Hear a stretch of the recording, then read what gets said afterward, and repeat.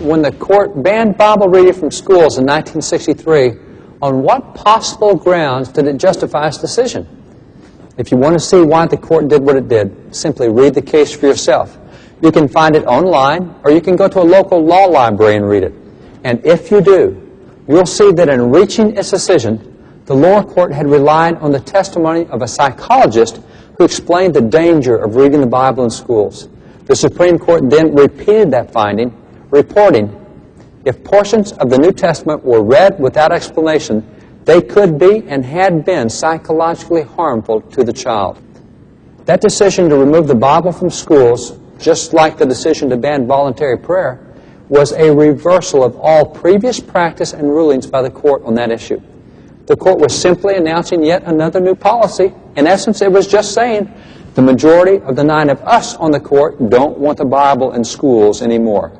For example, in 1967, a federal court declared a 4-line nursery rhyme used by a K-5 kindergarten class to be unconstitutional.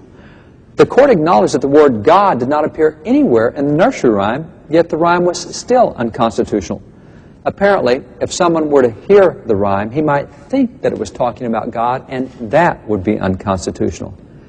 This trend of hostility toward religious expressions continued in case after case, year after year.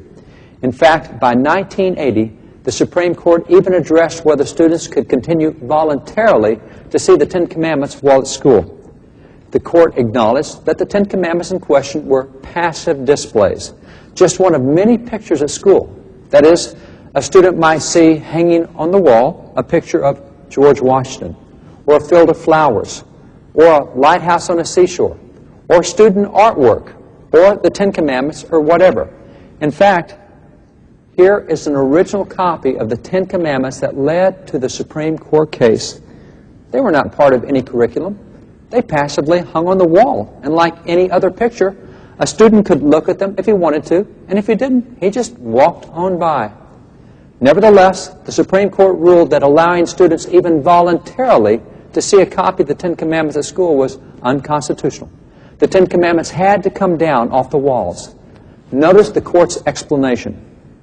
If the posted copies of the Ten Commandments are to have any effect at all, it will be to induce the school children to read, meditate upon, perhaps to venerate and obey the commandments.